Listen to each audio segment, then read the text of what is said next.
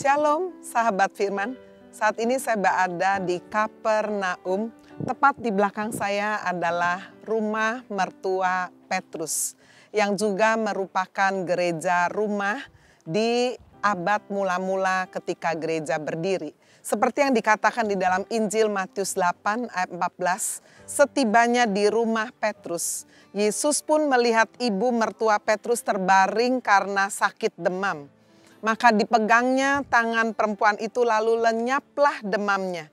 Ia pun bangun dan melayani dia. Menjelang malam dibawalah kepada Yesus banyak orang yang kerasukan setan. Dan dengan sepatah kata Yesus mengusir roh-roh itu dan menyembuhkan orang-orang yang menderita sakit. Hal itu terjadi supaya genaplah firman yang disampaikan oleh Nabi Yesaya.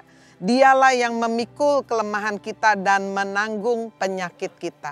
Sahabat firman, hal yang pertama yang kita bisa lihat melalui apa yang baru saja kita baca bersama. Yang pertama adalah apa yang dilakukan oleh Tuhan Yesus sungguh-sungguh hidup.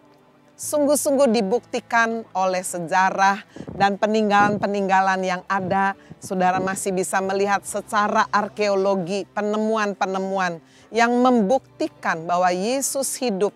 Ada rumah mertua Petrus yang juga dijadikan sebagai rumah ibadah. Itu hal yang pertama.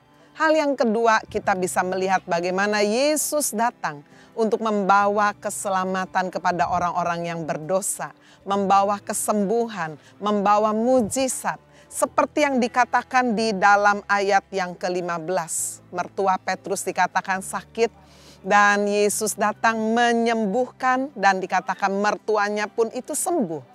Sahabat firman, dan dikatakan begitu banyak orang yang lain yang juga datang ke rumah mertua Petrus. Ada yang dirasuk oleh setan, ada yang sakit, dan semuanya dikatakan disembuhkan.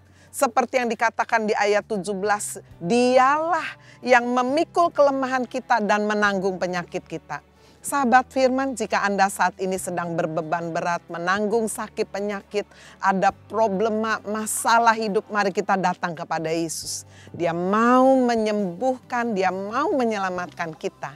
Dan hal yang ketiga, yang terakhir, setelah kita disembuhkan, maka Tuhan mau kita melayani dia. Seperti yang dialami oleh mertua Petrus. Setelah dia disembuhkan, dikatakan saudara, maka dia pun bangun dan melayani dia. Di ayat 15. Jika saudara sudah disembuhkan, dipulihkan, sudah percaya Yesus, jangan simpan keselamatan itu hanya untuk diri kita sendiri.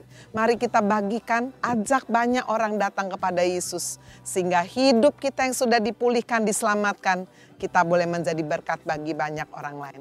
Shalom, salam dari Kapernaum. God bless you.